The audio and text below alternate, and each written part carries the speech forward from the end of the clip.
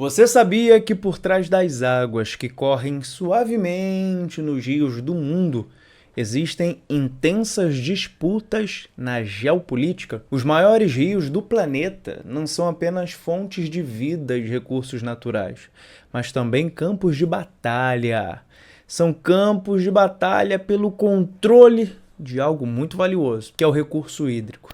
Nesse conteúdo nós vamos falar sobre os maiores rios do mundo e as disputas que envolvem as suas águas. Quem controla a água de um rio controla de fato boa parte das tomadas de decisões envolvendo poder e geopolítica.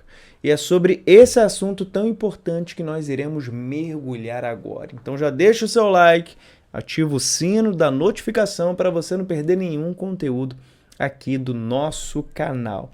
Vamos começar falando sobre a importância geopolítica dos rios.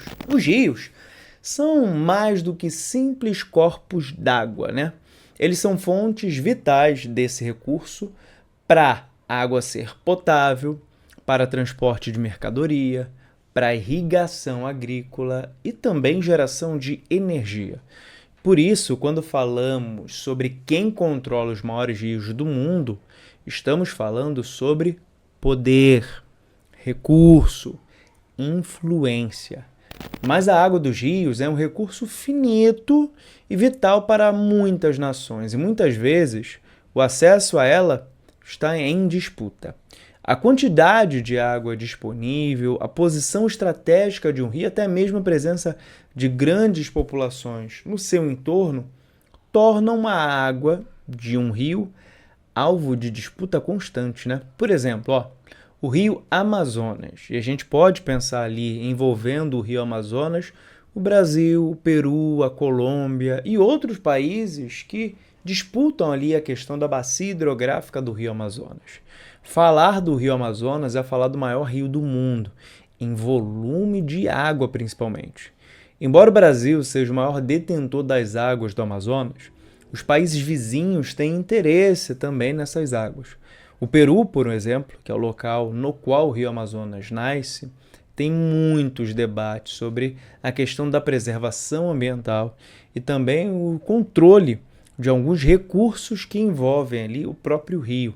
Além disso, o desenvolvimento de hidrelétricas no Brasil, o impacto da extração de recursos naturais na região amazônica tem causado muitas disputas sobre quem deve de fato controlar e regular as águas do rio Amazonas. Vou falar de um outro rio muito importante, só que para o continente africano, que é o Rio Nilo.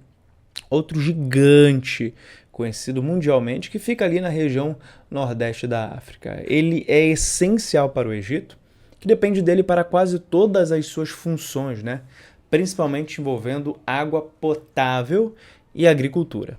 No entanto, países como a Etiópia, que construiu uma grande barragem do renascimento etíope no Nilo Azul, provocaram algumas tensões significativas. O Egito, por sua vez, defende o direito histórico de controle sobre as águas do Nilo, criando assim um cenário de disputa sobre direitos de uso, construção nas suas margens, enfim, disputa de poder. Já o rio Gange, que fica lá na Índia, envolvendo também até o território de Bangladesh. Na Ásia nós temos o Gange, né? Ele é fundamental para milhões de pessoas na Índia e em Bangladesh. O Gange ele não é apenas um recurso natural, ele também tem uma importância cultural e religiosa. No entanto, as questões de poluição e uso descontrolado das águas têm causado tensões entre os dois países. A Índia, com grandes projetos de infraestrutura ao longo do Gange, e Bangladesh, que sofre com inundações e a quantidade de água disponível cada vez menor, enfrentam desafios para conseguir encontrar um equilíbrio no diálogo para o uso do Gange. Bom, são rios importantes que chamam a nossa atenção e determinam muitas questões, principalmente envolvendo a geopolítica. Quando falamos sobre geopolítica da água, estamos falando sobre algo muito mais do que acordos bilaterais. A disputa por água não é apenas uma questão de diplomacia, é também uma questão de segurança e, principalmente, sobrevivência. Países que compartilham rios frequentemente enfrentam tensões por causa da falta de acesso, da má utilização dos recursos, entre outras questões. A construção de barragens, por exemplo, ela pode ser vista como uma forma de controle, pois ela altera, né, o fluxo natural da água. E ela afeta a agricultura, ela afeta a energia elétrica da população que está a jusante do rio, ou seja, mais próxima da sua foz. A falta de acordo sobre como dividir a água de um rio, ela vai gerar diversos conflitos. E esses conflitos também podem ser armados, como já presenciamos em alguns lugares do mundo. Além disso, tem um outro componente para entrar na equação, que é a questão da mudança climática. As secas prolongadas estão deixando esse conflito, aliás, os conflitos cada vez mais intensos. O aquecimento global, meu povo, ele reduz o fluxo de água em muitos rios, aumentando ainda mais a disputa pelo controle de poder desses recursos hídricos, que são cada vez mais vitais para as sociedades que o detêm, para as sociedades que fazem uso. O que a gente pode esperar de um futuro no qual a gente tem envolvimento dessas disputas? E aí, como é que fica essa questão? A diplomacia da água será cada vez mais importante, né?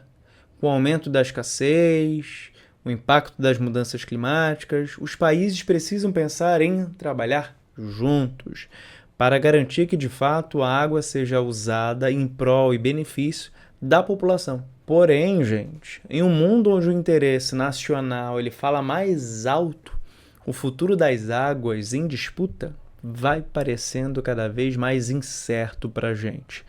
Agora eu quero saber de você. Você sabia de todas essas disputas pela água em nosso mundão? Deixa aqui teu comentário, ele é importante demais aqui para o nosso canal. Deixa o seu like, pega esse link aqui e distribui nos grupos de WhatsApp para a galera entender cada vez mais sobre hidrografia, geopolítica e conflitos motivados pelos recursos hídricos. Eu fico por aqui, um beijo no teu coração, eu te vejo no próximo vídeo. Até lá!